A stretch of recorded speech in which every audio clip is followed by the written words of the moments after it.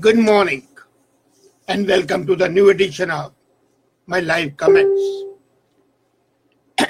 China, a couple of years back, startled the world with the talk of Silk Road, the new Silk Road. The old Silk Road was, of course, the main mean of trade and transport in the ancient times, connecting Eurasia. At that time, Europe and Asia were one continent, so Eurasia. And that Silk Road connected Eurasia, whereby the silks of China and India and the spices of India would travel all the way to the parts of Europe, which prompted European adventurers to come to this part of the world. There's something different that some Europeans went and discovered America, but the main purpose was finding India and the hidden kingdom, China. And then China wanted to resurrect the old memory, so they came up with a new Silk Road, which crisscrossed all the way to Europe, Middle East, and parts of Africa. And now China comes up with a new idea, a polar Silk Road across Arctic. Now you would be thinking, how can a road be built in Arctic? China never talks about what it's planning, but this time, for the first time, they declared officially that they are going to open this road, develop shipping lanes, opening up and controlling Arctic. So these shipping lanes would be passing through the Arctic, and the trade and transport would be through this. So this is the polar Silk Road. And the China in its first policy paper says that they want to build infrastructure and conduct commercial trial voyages in the Arctic shipping lanes that would form the polar Silk Road. There's no denying the fact that if Arctic opens, it would save 20 days of regular time of traditional shipping through the Suez Canal. Earlier, before the Suez was built, Europe would reach India via the Cape of Good Hope. Suez was built and they saved 3 months. And now they would save further 20 days of regular shipping time than is used. The question arises, why is China involved in Arctic? China is not an Arctic country. The Arctic countries are Canada, USA to some extent, Denmark, Norway, Iceland, Russia. So why should China, being a non-Arctic state, be actively engaging in the Arctic region? As a matter of fact, in 2013, it had requested that it become an observer member of the Arctic Council. At that time, Prime Minister Harper had opposed it. Prime Minister Harper had said that the incursions, hidden ones, would ensue in case China becomes even an observer member. But people were enamored, USA was enamored of China, and they wanted to placate China. And President Obama used his powers to persuade other Arctic Council members. And Russia, of course, wanted China because this is the major place where the liquefied natural gas project is there, and Russia's Jamal liquefied project supplies 4 million tons of LPG to China every year. So Russia was interested and the other countries became interested. Our at least accepted the request of China that China be an observer member of the Arctic Council.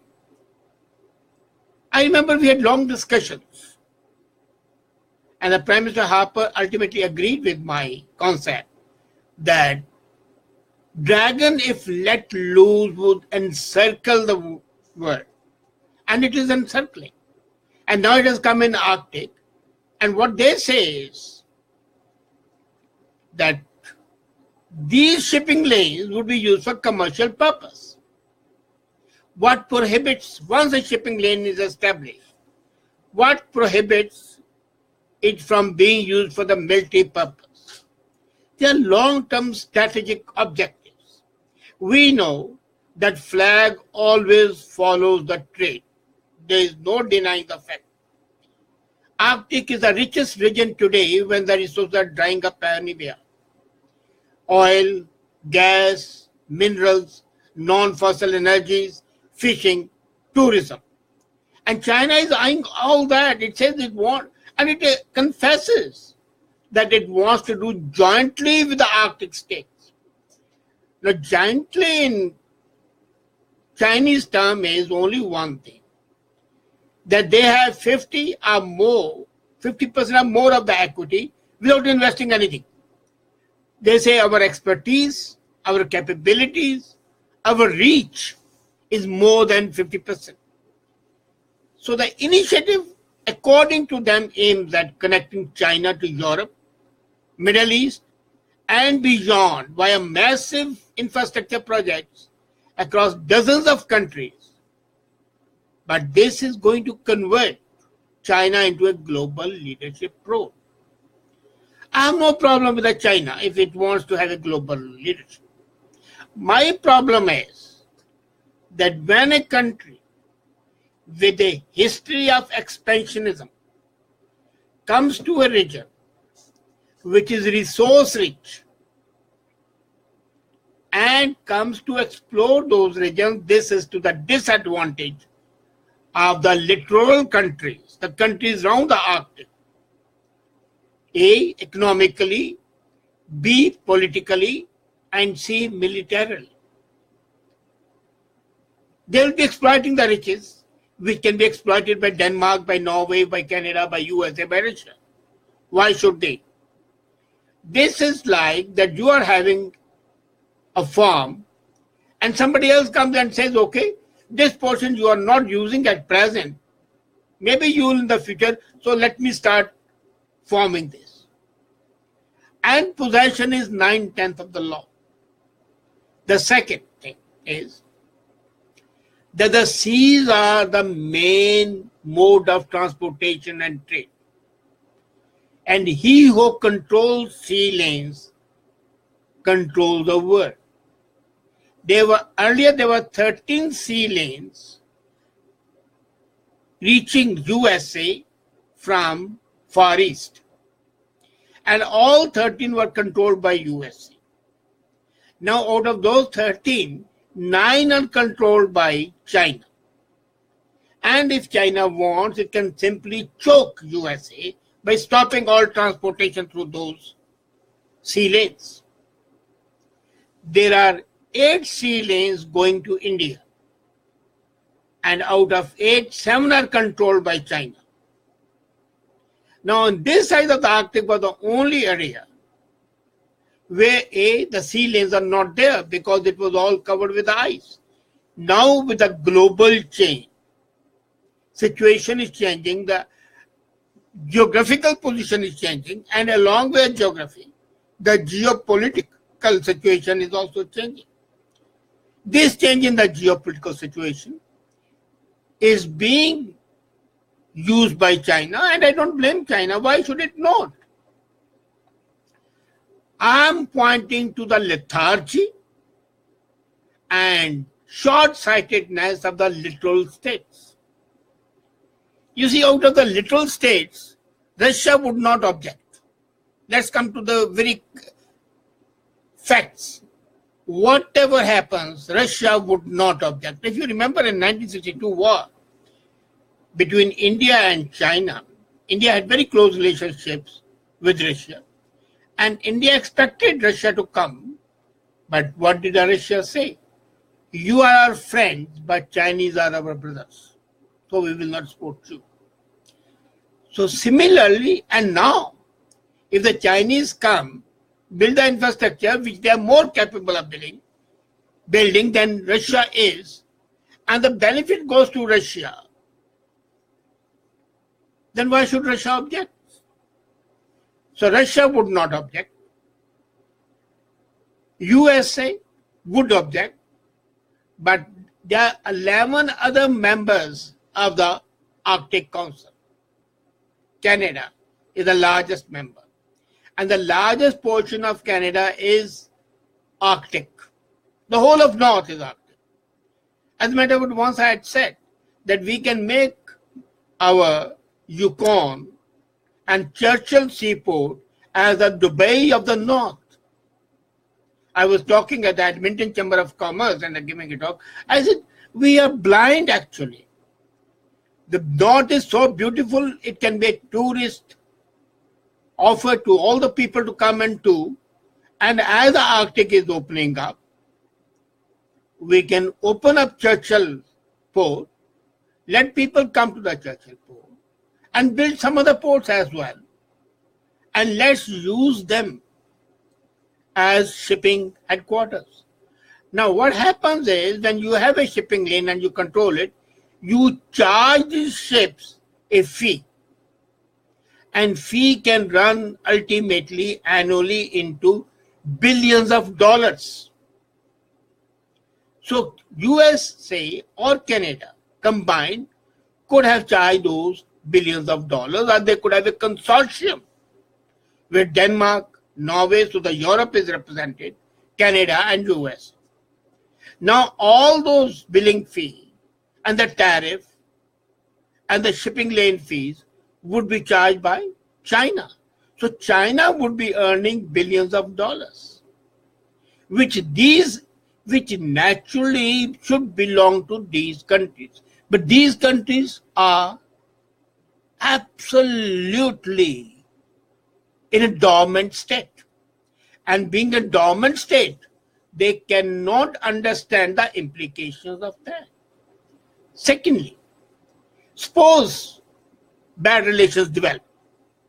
Then since they are controlling the shipping lanes, it's easier for them to send their military to fight. It may be difficult for these countries to protect themselves. Thirdly, the mineral resources. As per the international law, the mineral resources of the Arctic Ocean are in international waters. But there was a decision earlier taken that although the domestic boundary normally is 20 miles from the coast, in the case of Arctic, it should be 200 miles.